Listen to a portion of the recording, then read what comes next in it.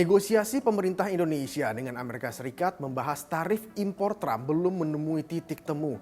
Isu sistem pembayaran nasional seperti QRIS dan GPN menjadi salah satu sorotan Amerika dalam negosiasi. Apa yang dikhawatirkan Amerika Serikat dari QRIS dan GPN?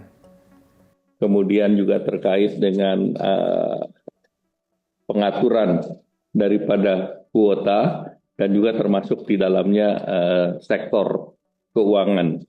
Kami sudah berkoordinasi dengan OJK dan Bank Indonesia, terutama terkait dengan payment yang diminta oleh pihak Amerika. Payment atau sistem pembayaran disorot dalam negosiasi tarif dagang Trump dengan pemerintah Indonesia. Dalam beberapa tahun terakhir, pemerintah dan Bank Indonesia memang gencar mempromosikan pembayaran non-tunai dengan menggunakan QRIS dan GPN, dua produk pembayaran dalam negeri untuk bertransaksi.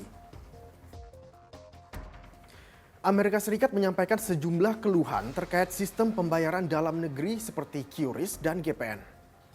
Selain disampaikan saat negosiasi tarif Trump, keluhan Amerika ini juga ditulis kantor perwakilan dagang Amerika Serikat. Negeri Paman Sam itu menyoroti dua kebijakan. Pertama, soal peraturan Bank Indonesia tentang gerbang pembayaran nasional atau GPN yang mewajibkan seluruh transaksi retail domestik diproses melalui lembaga switching lokal berlisensi Bank Indonesia. Kepemilikan asing yang dibatasi dan melarang layanan pembayaran elektronik lintas batas untuk transaksi retail domestik. Yang kedua, Amerika juga menyoroti peraturan Bank Indonesia tentang penggunaan QRIS sebagai standar nasional QR untuk seluruh transaksi. Amerika menyatakan aturan pemberlakuan dua jenis transaksi non-tunai ini minim melibatkan pihak asing. Selain itu, kebijakan tersebut dinilai berdampak pada perusahaan pembayaran milik Amerika seperti Visa dan Mastercard yang selama ini mendominasi layanan transaksi kartu di Indonesia. Kenapa Amerika Serikat begitu khawatir dengan transaksi lokal seperti QRIS dan GPN?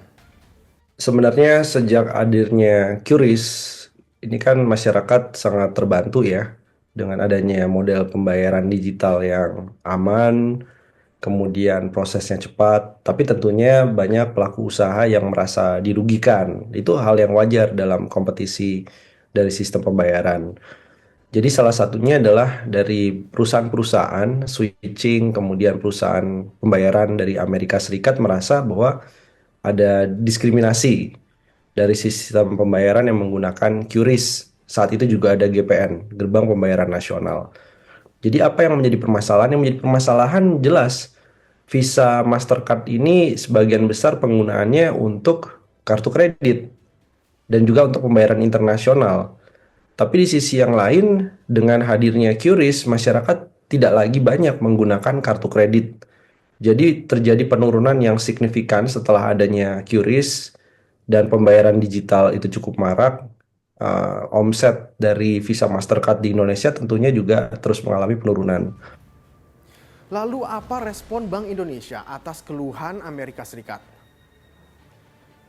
Bank Indonesia bilang QRIS dan fast payment lainnya kerjasama kita dengan negara lain memang sangat bergantung dari kesiapan masing-masing negara. Bank Indonesia sama sekali tidak membeda-bedakan. Kalau Amerika siap, kita siap, kenapa tidak? Selain itu, sistem pembayaran Amerika seperti Visa dan Mastercard juga masih dominan, jadi tidak ada yang perlu dipermasalahkan. Berdasarkan data pangsa pasar global, Visa dan Mastercard memang mengalami penurunan sejak tahun 2014. Meski demikian, nilai transaksi keduanya di Indonesia masih tinggi. Nah, sekarang kita bahas manfaat dari transaksi QRIS di tanah air. Kalau kita pandang dari sisi konsumen Indonesia, pelaku bisnis Indonesia, merchant juga, sektor jasa keuangan, jelas diuntungkan dengan adanya QRIS.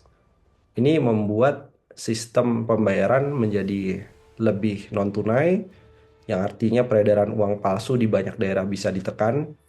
Bahkan kita coba lihat datanya itu kan luar biasa ya, dari adanya QRIS, sekarang pengguna nasionalnya lebih dari 54 juta, merchantnya 34,7 juta gitu ya dari data terakhir 2024. Artinya ini menunjukkan QRIS makin diterima oleh masyarakat dan Indonesia ataupun Bank Indonesia secara spesifik tidak terlalu harus menggubris semua poin-poin tuntutan dari pemerintah Amerika.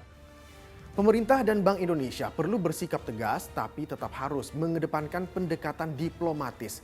QRIS dan GPN merupakan bagian dari agenda strategis nasional untuk memperkuat ekosistem pembayaran domestik. Dan yang paling penting, setiap negara punya hak untuk memiliki sistem transaksi keuangan. Saya Zikir Ahmad pamit, terima kasih, sampai jumpa.